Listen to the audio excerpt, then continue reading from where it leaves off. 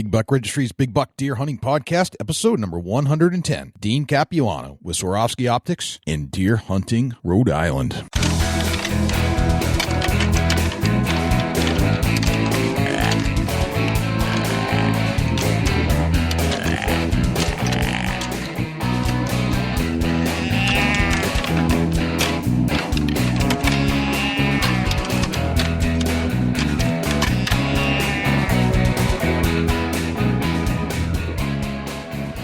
Big Buck Registry is a virtual museum of hunting stories. We preserve a piece of Americana by interviewing and recording hunters about their hunts and experiences from across the country. And who knows, maybe we'll learn a thing or two along the way that'll help us take our hunt to the next level. This is Gordon Whittington, Editor-in-Chief at North American Whitetail Magazine, and you're about to listen to another great episode of the Big Buck Registry Deer Hunting Podcast. Hey, this is Nick Miller, and this is Jake Miller from O-Town Outdoors, and you're listening to our favorite deer hunting podcast, the Big Buck Registry's Big Buck Deer Hunting Podcast. Hey, this is Tim Salerno with Salerno Brothers. Hi, this is Randy Salerno with Salerno Brothers. Get ready to listen to another great episode of the Big Buck Registry's Deer Hunting Podcast. Welcome to another episode of the Big Buck Registry's Big Buck Deer Hunting Podcast. I'm Jay Scott, and I'm joined here by my good friend, my fellow Buckeye, Dusty Phillips. What's happening, Dusty? Oh, man, this is another great episode of the Big Buck Registry Deer Hunting Podcast. Getting ready to launch off, Jay. I'm psyched that you're joining us, both Dusty and you, the listener, who is dialing in right now. Thanks for joining us. It's always a pleasure to just talk deer hunting. And we have another great episode lined up here with Dean Capuano from Swarovski Optics this week, Dusty. Yeah, it's going to be a great show, Jay. I look forward to it. And absolutely thanks, everybody, for tuning in with us every Saturday. We love it. We love producing the show. We love that you like the show, and thanks for tuning in. I can't thank you enough. If you have some time, if you have an iPhone, leave us a review on iTunes. It's bigbuckregistry.com/iTunes, and that'll bring you right to your app, and then you can just do a search for the Big Buck Registry, and from there, you'll see all the links on how to leave a review. Dusty, there was something that came up on our Facebook page this week, and I wanted to talk to you about that a little bit. See if I can find it. Okay, this is sent in from Josh and Nikki Westmoreland. Hey guys, love the podcast. I had a roommate in college that took me hunting about 7 years ago. I killed a button buck within 5 minutes, my first time out. This is a fun story. But after college, I moved back to my hometown of South Carolina. My family were never hunters, but I'm dying to get into it. I've bought all the gear and bought a house with some decent hunting land to go with it. I can't wait till hunting season starts September 15th. I'm starting with bow hunting, and my 6-year-old daughter can't wait to get out there with me. I have a couple of questions as a basic first-time hunter that is setting up his property. First off, my hunting land is shady around the clock. What can I plant or put out that would do well both in the shade and help bring the deer in? You want to tackle that question, Dusty? Yeah, absolutely. I would probably go with some kind of like ground cover, like a clover alfalfa mixed. It's going to pick up the natural light of the sun just because it's daylight, and I think it should germinate just fine. Maybe pick up like a 12 fertilizer to add to that for a little bit of fertilization. After it germinates, it's going to go ahead and eat that fertilizer, and it's going to grow into a nice mature cover. Excellent. Thank you. And that's the farmer in you coming out. So that's great. I figured you knew exactly what to plant. The second question from Josh is, second, I have 2 trail cameras out, and I caught a doe on the camera the first day. But as I was hanging my tree stand this weekend, I found someone else's trail cam with bait on my property. What's the sportsman's way to handle that? A couple of big issues going on there, Dusty. Yeah, absolutely. Definitely some major issues. One, they're trespassing. They're trespassing. If it's his property and they're on it, that's a problem.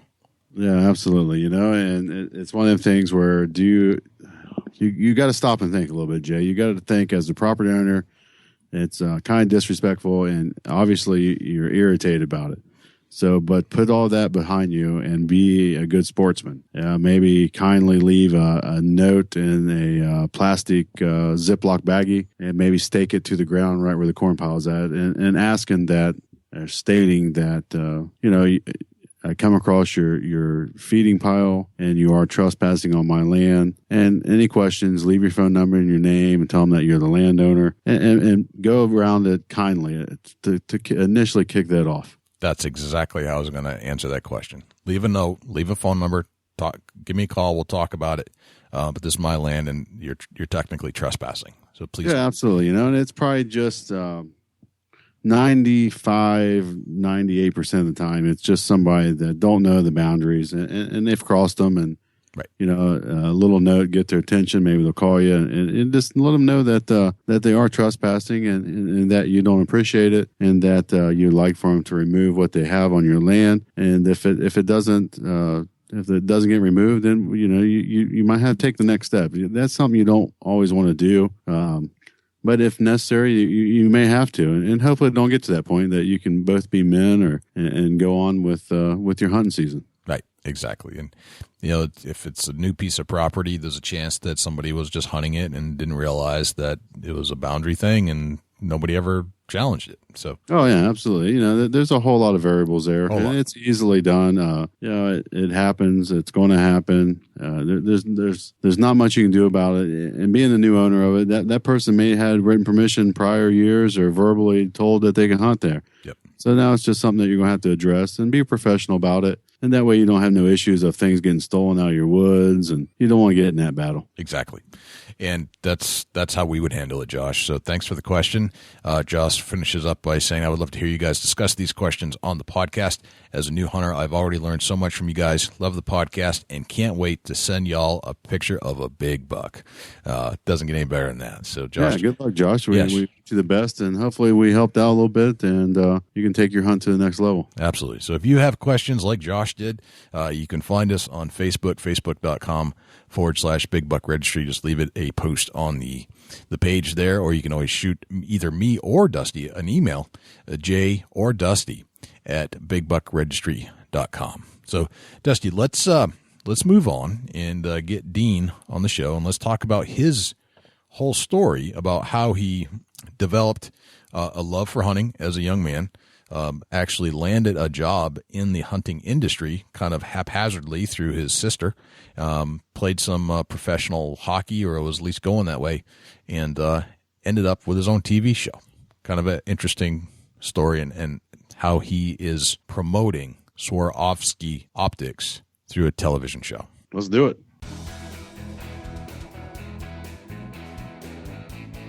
Dean Capuano, welcome to the Big Buck Registry. How are you? Good. I appreciate you guys having me on. We're psyched, man. It's good to talk to a New England boy. I end up having to talk to Dusty from Ohio all the time, which isn't a bad thing. But it's nice to hear some New England voices again. Yeah, and hopefully my New England accent's not too bad for all your listeners. See, I don't even hear it. Dusty tells me I have an accent, and I tell him he does, and he's like, no, you do. No, I say, no, you do. So we go back and forth. We go back and forth on that. Yeah. So I don't even hear it. You know what? It's funny. I think I've traveled for so many years now. Hopefully I've gotten rid of it a little bit. There's certain words, and if I get a little fired up about some subjects, they'll come out. But, I never forget my roots, that's for sure. Gotcha. So, Dean, where are you from? I'm actually from Cranston, Rhode Island. Cranston, Rhode Island. Born and raised. Right on. That's excellent.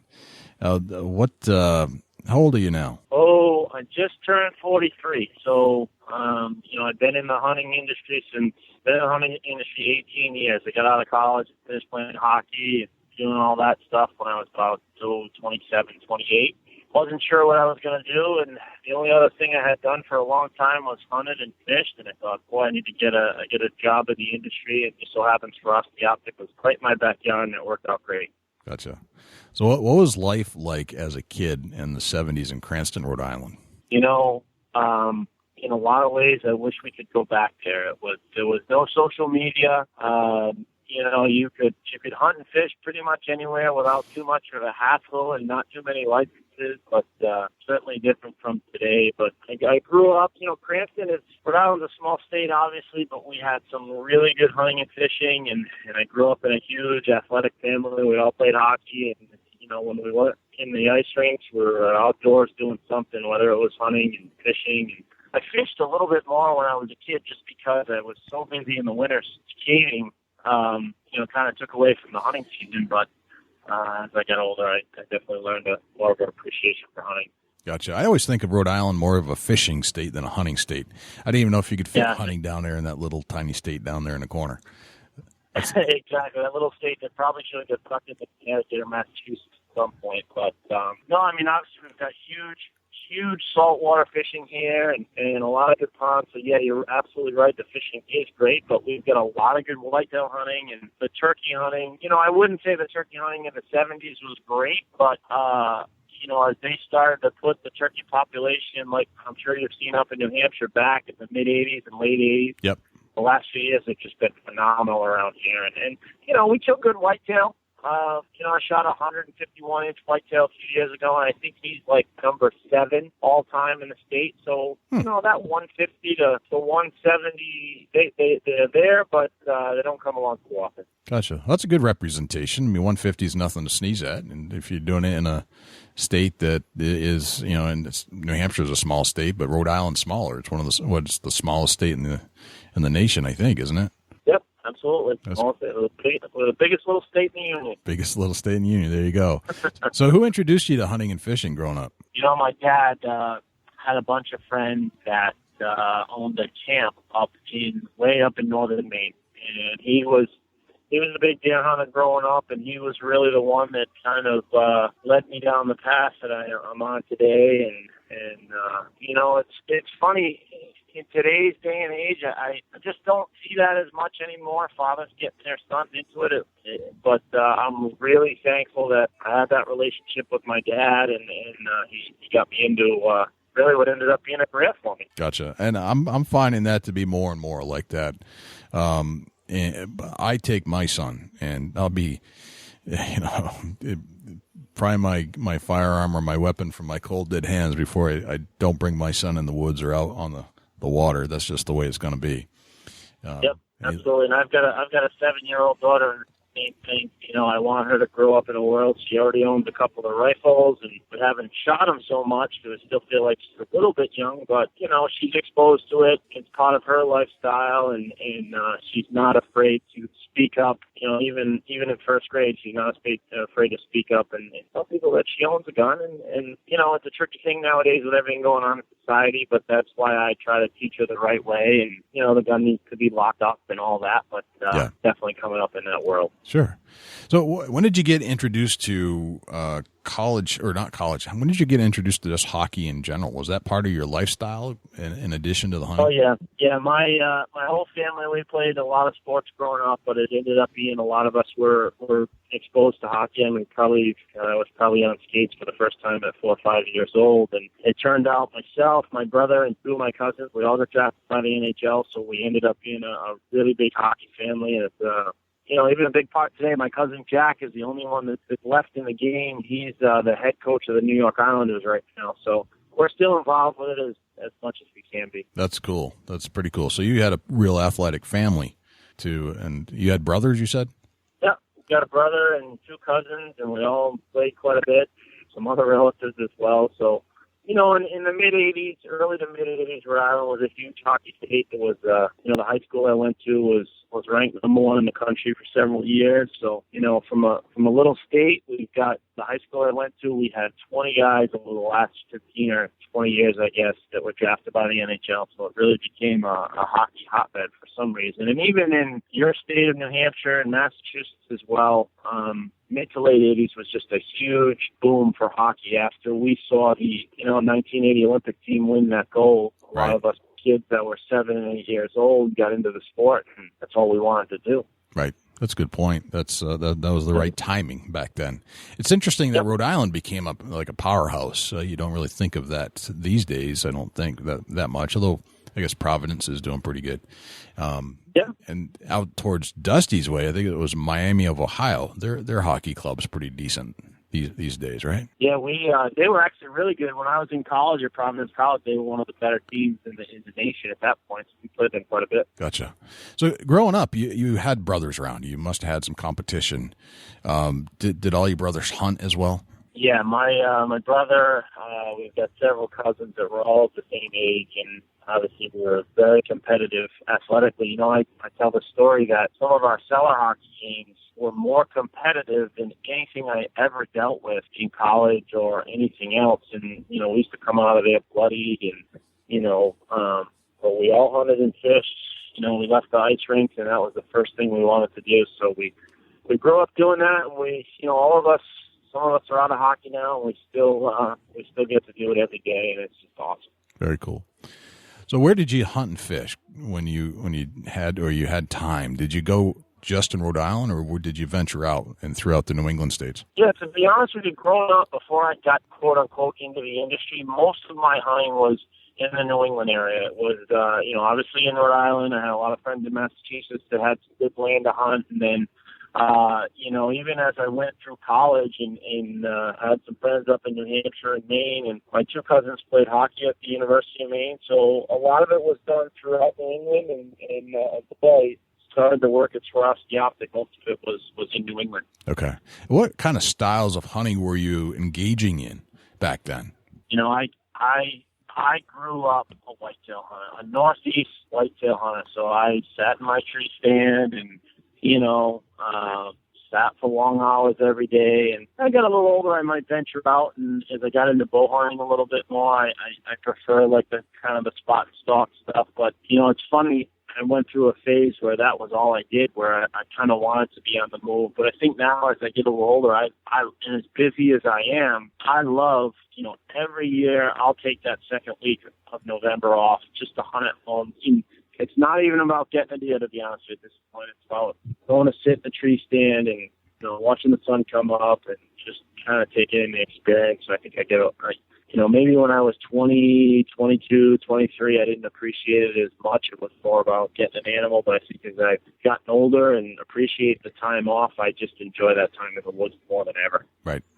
I'm with you. I'm your age, a little bit older, but I understand that. The older I get, the less I care about taking the animal, the more I care about the experience. It's kind of interesting how things are developing. Dusty, who's a little bit younger than us, is feeling the same way right now, and he's got a few more whitetails under his belt than I do, a lot more actually, and he's just shot some big deer out in Ohio because that's where they roam. Dusty, if you know any good places out in Ohio, I'm looking for a place to visit. Yeah, absolutely. You know, there's different counties, and there's a lot of public land, dude. I don't know if that's something that you'd be interested in, but there absolutely is a lot of opportunity on public land here in Ohio. Hey, Dusty, if you want to figure out what your best spots are and just send me the GPS coordinates, that'll be fine, too. Oh, yeah. That's a great question, you know. That sounds a little bit loaded. You've been talking to Jay before the show. My goodness. That's like Dusty's like number one thing that he says. I can't believe you pulled that out, Dean. That's crazy. That's my favorite question ever. Yeah, that's pretty funny. Yeah. No, Dean, all kidding around beside, man, I'm always down for having people come hunt with me. I work hard for to have some great setups and very fortunate to be on some land with some really nice mature whitetail. And I'm always an open invitation for that. You guys are getting some good deer out there. Yeah, absolutely. You know, it's getting better as time goes on. These guys are figuring out that passing on these younger bucks leads into some greater opportunity in the future, you know? Yep, absolutely. It's the only way to get them big is let them grow big. Yeah, absolutely. And people are starting to learn that. And I think that, you know, the more that information as far as podcasting and TV shows and, you know, they're actually leading in the right direction as far as being able to pass the younger bucks and letting them get a little age to them. And it's more rewarding in the end. Yep, absolutely. We've got some properties here around, same thing.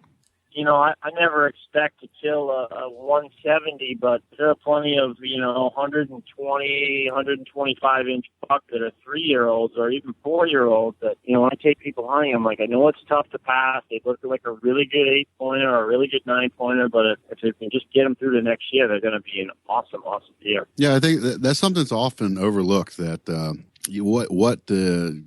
can capability antler growth is over a 1 year period of time. Yep. Yeah, and it's tough for me. I mean, like I said, I grew up a whitetail hunter. I think sometimes we as hunters get too wrapped up in score, but I know on my properties back here, I just like to harvest a really old mature deer. If he can get to be 8 or 9, and he's a 135, 140, that's a great deer. Oh yeah, absolutely. And you catch a deer on the downside of his antler growth, and he's lived his life, and he's been able to play the world's best game of hide and seek with all the hunters, and you get an opportunity to harvest that deer or kill that deer. Boy, that really sets in that your skill level has been you're taking yourself to the next level. Yep.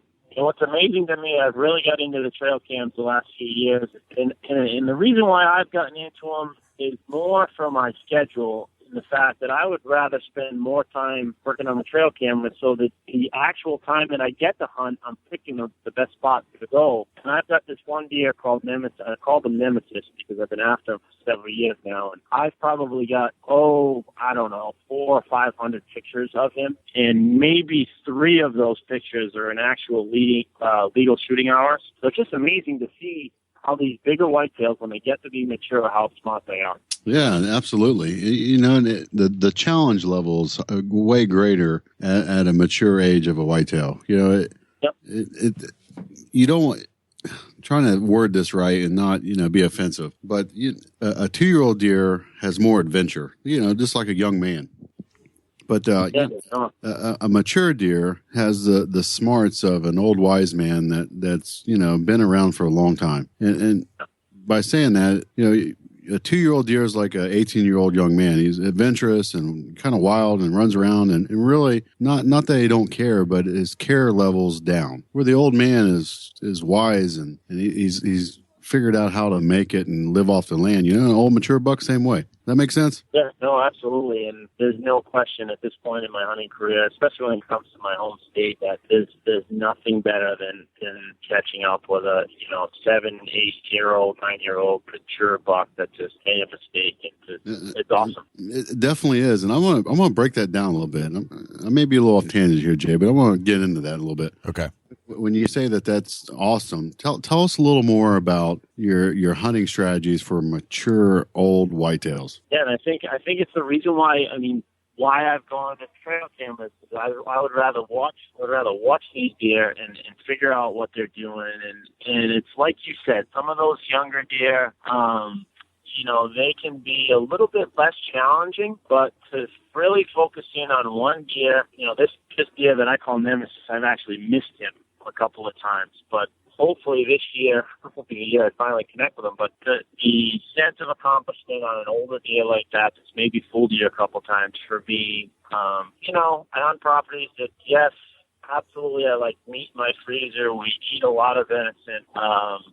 There's plenty of time for that. But for me as a hunter, to go in the woods probably 35 or 40 times a year, and maybe 30 times pass on younger deer, and then finally get an older deer. It's just it's the epitome of hunting for me. I mean, it's just what it's all about. Yeah, I couldn't agree more. And that's one thing that I try to stress to some of my buddies, and I know you're in the same scenario sometimes, that let that younger deer walk and feel the reward of killing that mature buck. Is that something that you often get in a conversation about? Yeah, and the hardest part for me is, I'm one of those guys that I like to get people into hunting. I think that's a huge thing for us hunters nowadays, is we need to bring people into the sport. And I've got a lot of friends that are athletic type people and just never hunted, and all of a sudden the last couple of years they want to get into it. And that's the hardest thing for me. These first-time hunters that can be really good for the sport 10 years down the road, that can have the same philosophy as us, but they haven't shot a deer yet. This is their first or second season hunting, and they want to shoot the first thing that walks by them. It's such a hard thing to say, just let that doe go. Let her go in September and October, because if she's there every day, more than likely she's going to bring in a big bucket.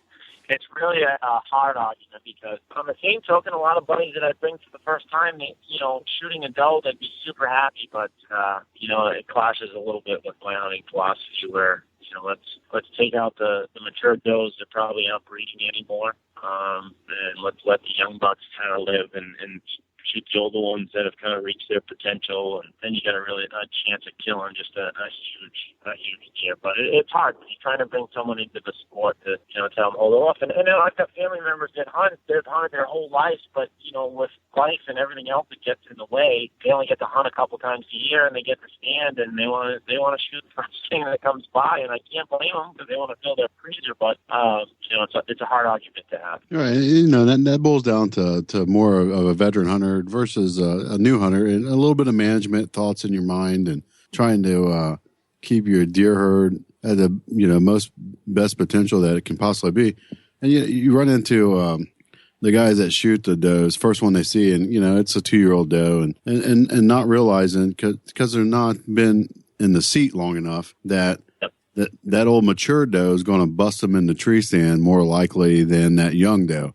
And she's not breeding, and she's not really doing much for the herd, but she's eating her food source, and it's all a management thing that the whole concept it's got to all come together in your mind before you realize that. And that all comes with a lot of seat time and many years of hunting. Yep, absolutely. I couldn't agree more. So Dean, let's go back to your 20s. You're out of college. You're a hot shot hockey player, and the Bruins call. Yep.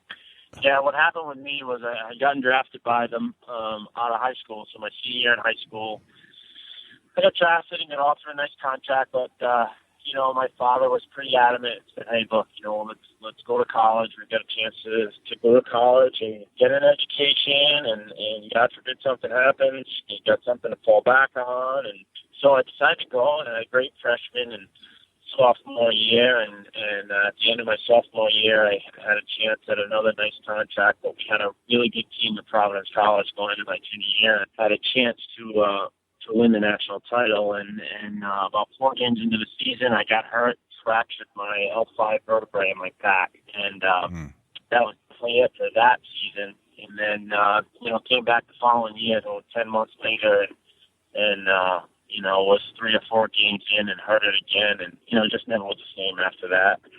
Gotcha. So that's why I just kind of had to, the hockey career ended, and it was one of those things. I graduated college, and I was like, okay, what do I do now? And my sister happened to be the head of sales and marketing for Blue Cross in Rhode Island, and they handled all the health coverage for Swarovski Optics, and she called me one day, and she's like, hey, that company that makes rifle scopes is hiring some people. And gave him a call, and the position at the time was customer service. And I said, you know what? We need to move to my foot the door, see what happens. And we only had like 9 people when I got the company, and within 4 or 5 years, we were bringing all the marketing in house. Since 1998, I think, or 99, I've been handling all the marketing. Got a team, staff that we do everything marketing in house. It just worked out great. No kidding. So your sister is to credit for this. Yeah, and she doesn't let me forget it. When I'm on some of these hunts, and I host that TV show and everything, and we'll be talking about, she's like, if it wasn't for me, you wouldn't have any of that. That's funny. That's really funny. That's a good sister right there. Absolutely. Yep. Yeah. So you started out in customer service with Swarovski, and then I have such a hard time pronouncing that word. If you look at the word and tell me if I'm doing the Swarovski, it's such a funny looking word. Think of it this way: if you skied for years, yep, and you don't want to ski anymore, and you swear off skiing. Swarovski, got it. There you go. There, it's if I were to pick a name for a product, I probably wouldn't have picked that name, although they're some of the top scopes in the industry. Yeah, originally it's a family name out of Austria. They started making optics in 1949 for the German military, and it really wasn't until 1988 when we started actively marketing binoculars in the U.S. But, when I joined the company in 1990, I think it was 96 or 97, we only had, I think, 8 or 9 people in the building, and the customer service position, basically I handled all the Cabela's and Bass Pro Shops and things like that. And I did that for about a year, and then we established the position. I basically handled the entire hunting market. Okay. And just kind of oversaw everything. And then 2 years later, the president at the time, we were using an outside firm for all our public relations and advertising, and he just approached me and said, "Hey, Buck, I want to bring all this in-house. Are you interested in heading it up?" And it didn't take me long to say yes. That was, 15 years ago, and it's been going hard ever since. That's pretty cool. Now, how do you go from customer service to being the head of marketing for a major brand in the optics company? Yeah, it was definitely a process. There's no question it was a process. I mean, when I moved out of customer service, I was basically handling all the training and all the technical training, all the field training for the reps, Cabela's, Bass Pro, dealing with a lot of the magazines. And I came out of college with a double major in marketing and finance. Okay. So I was kind of set up for it. Gotcha. And, like I said, at that point, we're a lot smaller company, and we've just grown. I mean, since 1998 is where we really started to see our growth. And we just we've had some tremendous years since, but it's been a ride, that's for sure. Gotcha. So when did you pitch the television show? When did that come into play? Well, from like 1998 to 2007, a big part of our marketing program was sponsoring other TV shows, and we still do that, and I think it's still a huge part of the marketing program. But the problem I saw was, yes, we could get logos on the TV, and yes, we could get product use and all that kind of stuff, but they really didn't tell the story of the brand. We had such a story to tell of our history and the product, and even to the price of the product, it is the most expensive brand out there. So we need to tell people, we need to educate our consumers why, what you're getting, the product, the service, all that stuff. And I just felt like having our own TV show would really bump that to the next level. So I just decided in 2010 to start our own TV show, and we jumped on board with a couple of sponsors, a couple of partners, and it's been working great. It's been one of the highest rated TV shows on the Outdoor Channel the last several years. The first year we did it, the first 2 years actually, we were on NBC Sports, and then several years ago, it was a little tougher to get hunting shows on NBC, so we decided to move to.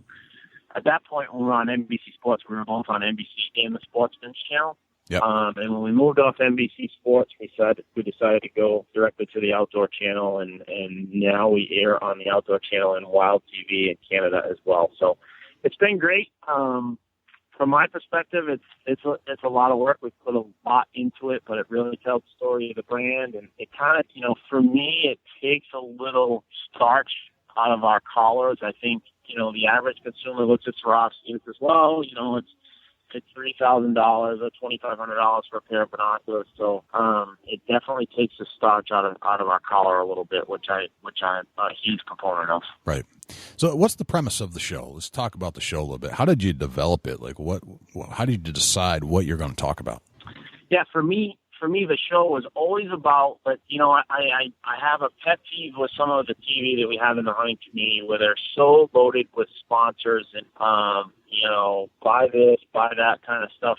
So for me, I took a page. I'm a big fan of Walt Disney and what he did. So I took a page out of his book and just felt like you have to entertain people before you can educate them. So I felt like, let's put together a show that puts our product in these situations. So we don't have to say how good it is. We don't have to say how good it is in low light. We don't have to say how good these rifle scopes are shooting at 500 or 600 yards. We put ourselves in situations where the show kind of speaks for itself. Gotcha. Okay. So how long do you think you'll be running the show until you can't do it anymore? Yeah. My take on it is it's a huge part of our marketing program, and we'll certainly keep it going. And it's one of those things that you look at the ratings of the show every year. At least I know I do. And when the ratings really sink and nobody wants to watch us anymore, that's probably the day I'll say, okay, enough. But last year we were in the top 5 from July through the end of December, and I think my gut feeling is people do appreciate. The fact that we're not pitching stuff too much. We're hunters. I go out and I hunt, and I do some adventure hunts, and I do some whitetail hunts, and I do a little bit of everything, and I put myself in our product situations that the everyday hunter, hopefully can be in at some point in his life. And I think that's what people gravitate to. Gotcha. I'd like to take every guest, or I'd like to have every guest that we have take us on a deer hunt and really break down a play-by-play type scenario for one of your most memorable deer hunts. I was wondering if you could do that for us. I'll have Dusty kind of walk us through it. But can you think of your most memorable deer hunt and take us back to what year this is and where we're going? Yeah, there's a very simple answer to that, and I am very fortunate that I have gotten to literally hunt the world and hunt a lot of species and hunt a lot of countries and do some different things. But for me, my most memorable whitetail hunt was that 151.5 that I shot several years ago in Rhode Island. Okay. To be able to go out and buy a $9 tag and not have any cameras with me and just hunt, that's certainly the most memorable moment. There's no question. Gotcha. Dusty, you want to set the stage for us here? Yeah, absolutely. Let's get into a little more detail of when this actually occurred. Can you give us a kind of a year? Oh, that year was, don't quote me on this, but it was either 2008 or 9. Gotcha. So we're going back to 2008 or 9. Yep. And we're going to, tell us what state. It was in Rhode Island. There's no question. I love what I do. I love, I'm involved with the marketing of this company. I love everything about it. But for me as a hunter, it's so nice to be in my home state, go out without cameras, have no agenda of getting a show and things like that. It's just whitetail hunting, and that's what's so special about that hunt. So let's walk through that hunt a little bit back in Rhode Island. We're going back to 2008 or 9. Tell us what the weather conditions were like. It was funny that piece of property we hunted. I hadn't hunted it in a while. I say several weeks. And my brother was, he was hunting it pretty regularly, and he was seeing this 6-point buck every day out of the same stand, 3 or 4 days in a row, and it was a Saturday afternoon, and he called me. He's like, "Hey, let's just go up. Well, I'll film you. We'll shoot this 6-pointer. It's coming. It'd be really cool. We'll do it together." And I was like, you know what? I had a bunch of things going on. I didn't want to go do it. Finally, after a few minutes, it convinced me to do it. So we're driving to the property that day, and it was just one of those really windy days that, as a whitetail hunter, you kind of cringe, and you're like, I shouldn't even be going into the stand on this kind of wind. But we were already there. We had committed to go. So let's go do it. So we get up in the stand, and sure enough, we're sitting there for about an hour, and just, 15, 20 mile an hour wind that I was so nervous about kind of just stopped. It literally just stopped. The temperature dropped. And it got to be about a half hour before dark, and we started hearing some deer on the ridge, and my brother looked at me and like, yeah, that's where the 6-pointer's been coming from every day. It's got a chance. And sure enough, we hear the deer for a good 3 or 4 minutes before they actually come down the ridge and kind of feed through this little valley where we get this tree stand. And this buck, shows himself, puts his head, and right away, it was just like, you knew that was a deer you had to shoot. And the greatest thing, I've got a video of it. It's a personal video. I've never put it out publicly that my brother and I have, and I shot this deer. And the first thing I did was look right at the camera, and I was like, that is no 6-pointer. And it was just awesome. The fact that it was such a surprise to both of us, and one of those things that we have been hunting that property, and we take a lot of pride in knowing all the deer on our properties.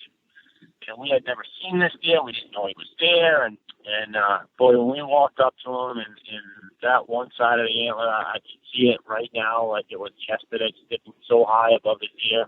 It was just, to have 2 35 or 40-year-old guys in the swamp just giddy over a deer like that was just, I'll never forget it. No question. Oh, yeah, that's amazing. Great story, by the way.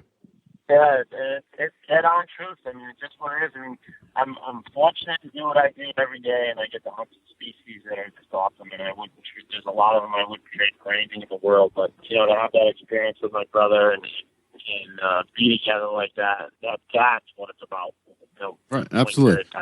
And getting that a little bit deeper, it goes to show right there, the kind of the proof's in the pudding with you saying that the weather conditions were not primed to go out and something that you normally probably wouldn't do. And you think that made a difference in getting that big deer on his feet that night? Looking back at it as the technical end of being a whitetail hunter, I should have never got in the stand that afternoon. And there's probably 9 times out of 10, if I was put in that situation, I would turn the truck around and either go to another stand or whatever. But we were just so dead set on going there. We had everything planned. I said, well, and it was blowing so hard that I said, well, let's go in there. Maybe it won't even wind us.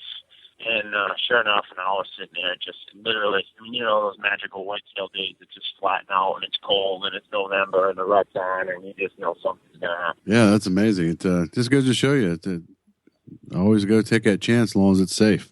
Yep. You can be the most calculated hunter in the world, but sometimes you just got to give it a shot. Two of the largest bucks I've ever shot in Rhode Island have been on, windy days, at least to start out. The other big one was like a 146. I shot him literally in the wind, in the 30-mile-an-hour wind. Amazing. Yeah. I've learned over the years that the more stories you hear that the wind and the rain, and it seems like it almost throws their techniques to be able to detect you off. So, it's a chance you got to take. Absolutely. Yep. It's not like a chance that paid off for you. Tell us a little bit about your tree stand setup on that particular hunt. Yeah, it's a little different in Rhode Island with the tree stands. I'm all about being mobile and the climbers, and I love climbers. But I think with us at this point, a lot of the properties we've hunted for so long, 15, 20, even 30 years, that we kind of got a lot of these deer dialed in, and we know which stands are a little more active in November and which stands we need to stay out of in September. And I think we've hunted here so long, we've kind of got it dialed in. And, at the end of the day, it's hunting and things can always change. But, 80% of my stands are kind of in the same location every year. And it might change up a few things here and there if I see a big deer around. But for us, it's, Rhode Island's a little bit different because it's so small. So you can really narrow down these deer of the certain swamps that they live in, the certain fields that they go to every night. And so it's a little bit easier to dial things in. Interesting. Dean, what's your normal setup these days when you go on a whitetail hunt in Rhode Island? What kind of things do you do to prepare to give you the biggest edge that you can? Well, I think for me, I'm a big fan of all the scent clothing, but on the same token, I'm old school. You hunt the wind. So if you want to hunt a certain stand and the wind is wrong, typically you're not going to go in there. So, we've got stands that are set up for certain winds and work some days, don't work other days. So for me, it's all about the wind. And again, Rhode Island's so small. Some of these swamps that we know are good swamps, we may have 4 or 5 stands set up on that swamp. So, depending on the wind, we might go to one day and one the other. And for me, it's I use a lot of ladder stands just because they're easy to move. So I use a lot of live stand setups, but I do use some climbers. I'll have some climbers from time to time too as well. Gotcha. So you've hunted all over the world. Do you end up doing the majority of your whitetail hunting in Rhode Island still, or do you venture out? No. I hunt a lot. I've hunted in Kansas a lot. Hunted Canada a lot. I haven't done the Iowa thing as much as I'd like to, but I do. The last several years I've been out in Canada. Shot a really nice one out. Kansas. Shot a really nice one out there last year. So I do a lot of hunting back home, but with my job, I'm fortunate I get to hunt whitetails a lot of other places as well. Gotcha. So, Dean, looking back on your life, what would the Dean of today tell the Dean of 20 years ago?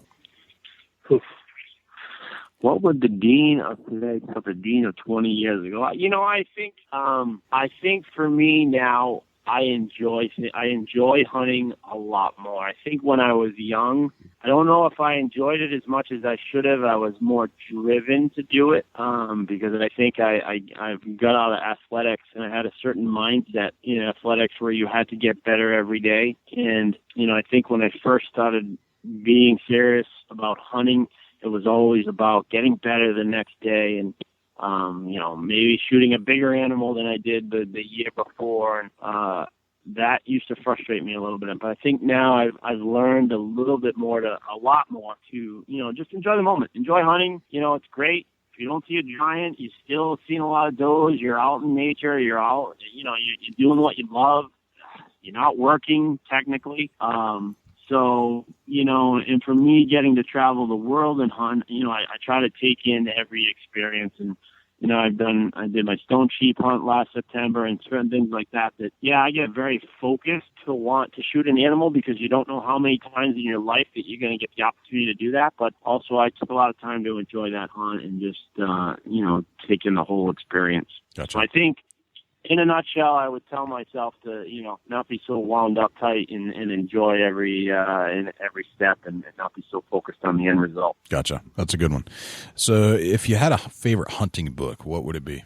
Ooh, a favorite hunting book. Yeah. I don't know. My favorite movie is Legends of the Fall, so I'd probably have to go with that in book form. Tough to go against Legends of the Fall in anything. So I think if I had to pick a book, it'd be that one. Okay. Cool. And what's your number one hunting tip? My number one hunting tip. I think for the guys and the ladies that travel to hunt, my number one hunting tip is listen to your guide. I think there's too many people in this world that, I may be a really good hunter in Rhode Island, but that doesn't necessarily make me a good hunter in Kansas. So I think, listen, is traveling as much as I do, I've gotten a lot better at listening to the people who know the area. That's a really fascinating tip. We haven't heard that one yet, but I think you're right. I think if you're traveling from state to state, it's hard to do because I'm one of those guys that firmly believes you want something done right, you do it yourself, and there's no question I'm type A. But in some of my better hunts, I've just listened to the guide. Let him put you in the places that, and when you're paying a lot of money for these hunts, I know it's hard. I go back to my stone sheep hunt. It was one of the hardest things for me to do because you give up a certain amount of control, and I'm a control freak. But you have to have trust in your outfitter, and that's what makes any traveling to go hunting much better. Right. That's a good one. I like that. And besides your weapon, what's the one thing that if you leave it in the truck or you left it at home, it will drive you insane all day in the field because you don't have it with you? What's that one item? There's only one answer to that, and that's my optics. Your optics. That seems to be a very popular answer. I didn't have any other answer, right? Right. No, it's a good one. That's what Dusty answers, and my answer is a lot of people are answering that exact way. The optics are key. Huge. Drives you nuts. So what's the future of the show? Where are we going from here? No, the future of the show is, certainly to keep a good balance. I mean, we know whitetail hunting is important. The consumer, the people that are watching the Outdoor Channel, they want to see whitetail hunts, no question. So we'll continue to do those. I mean, I personally like the whitetail hunts that are a little more spot and stalk and not sitting in a tree all day. As much as I love to sit in a tree, I mean, that's how I grew up. I just think with TV and entertaining people, it becomes a little more entertaining when you're moving around and not just sitting there.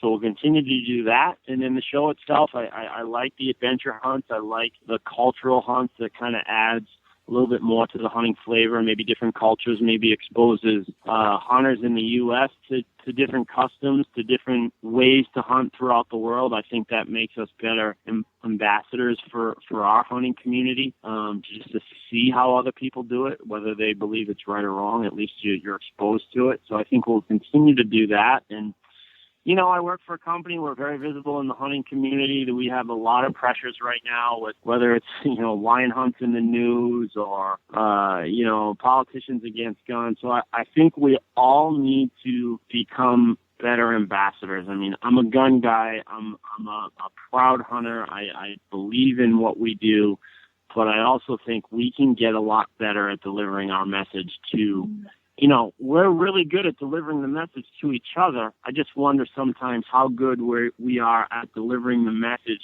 to, the 60% of our U.S. population that can kind of go either way on it. Right. Good point. Yeah, the gray area. Yeah, I hear what you're saying. The gray area. And that gray area is becoming more and more important. I mean, let's face it, there's 20% of us that love to hunt and fish, love guns, all that stuff. There's 20% of them that strongly disagree with it, and there's a big chunk in the middle, and that's where we need to do a little bit better job, I think. So I think with the show, I just try to educate people a little bit. Let's see what's going on in the rest of the world. Let's be better at our own pressures and be better as hunters to promote the sport. And again, I strongly feel we do a great job promoting to each other. There's no question. Right. I love it. I love everybody I meet in this industry. I just wonder, I know a lot of people in my own personal life that don't hunt, don't fish, and when these hotbed issues come up, they'll call me and they're like, what do you think? And it's amazing the misinformation that's out there. Right. For those people. Gotcha. Good one. Real good. If we wanted to find your show, if we wanted to watch your show, when does it air? How can we find it? What days? We 3 times a week on the Outdoor Channel. It's Tuesday at like 1 in the morning. Then we got Wednesday at 4:30 and Sunday at 6:30 p.m. And that's the primetime airing. So that's typically the airing that people go to is that Sunday at 6:30. So hopefully people like it. The ratings have been there, and we'll continue to promote it and keep going and see where that takes us. Excellent, man. And if we want to reach out to you, if we have more questions as listeners of the show, how do we reach out?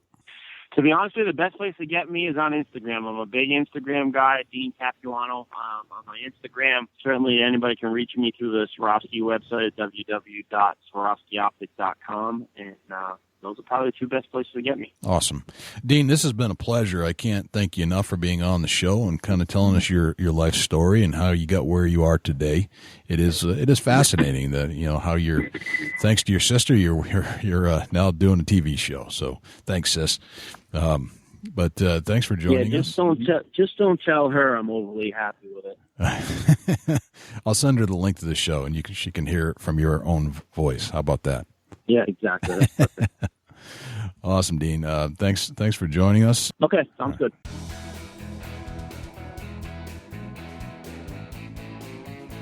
Well, thanks to Dean for being on the Big Buck Registry's Big Buck Deer Hunting Podcast and kind of telling us his whole story, how he got to where he is today and where he came from. Everybody starts somewhere, that's for sure. So absolutely. Love the story. Dean, good luck to you with the Optics Company and the show.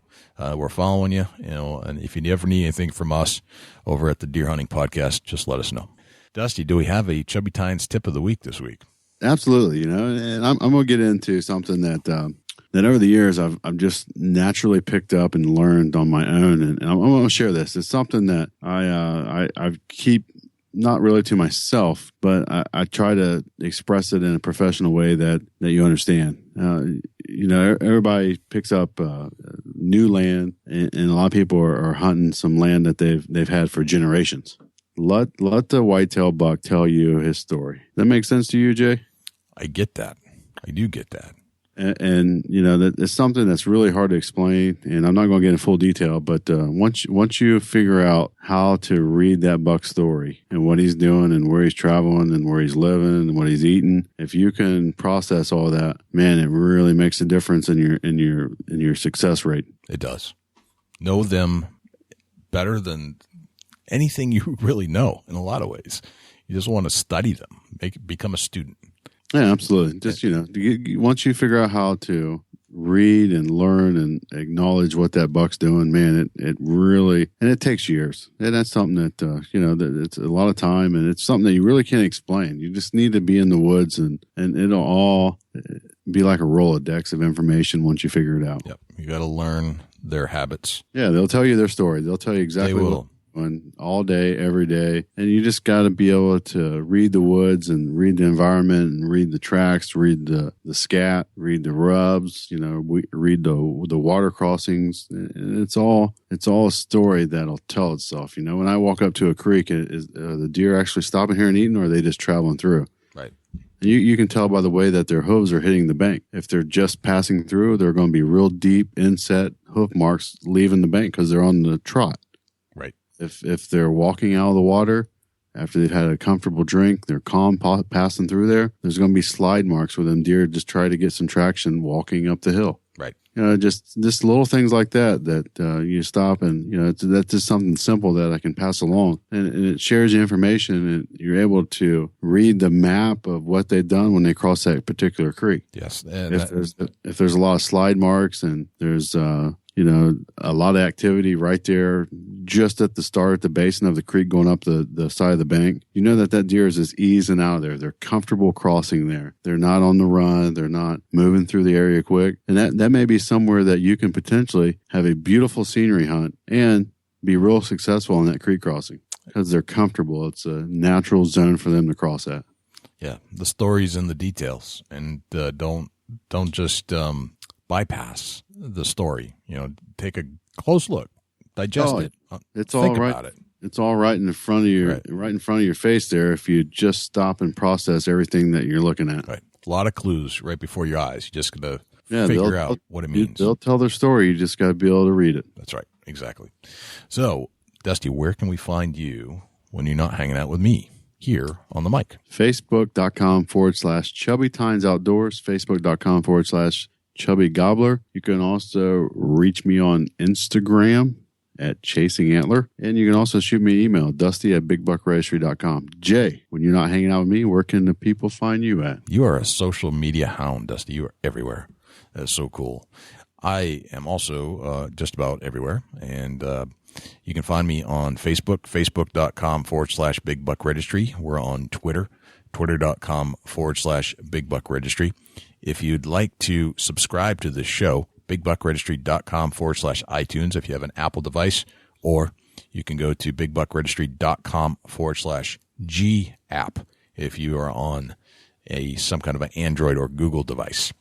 If you would like to submit the big deer that you shot to the Big Buck Registry and be famous for a day in front of 160,000 plus followers, you can go to bigbuckregistry.com/mybuck, and that'll give you all the details and instructions on what it takes to make it to the page.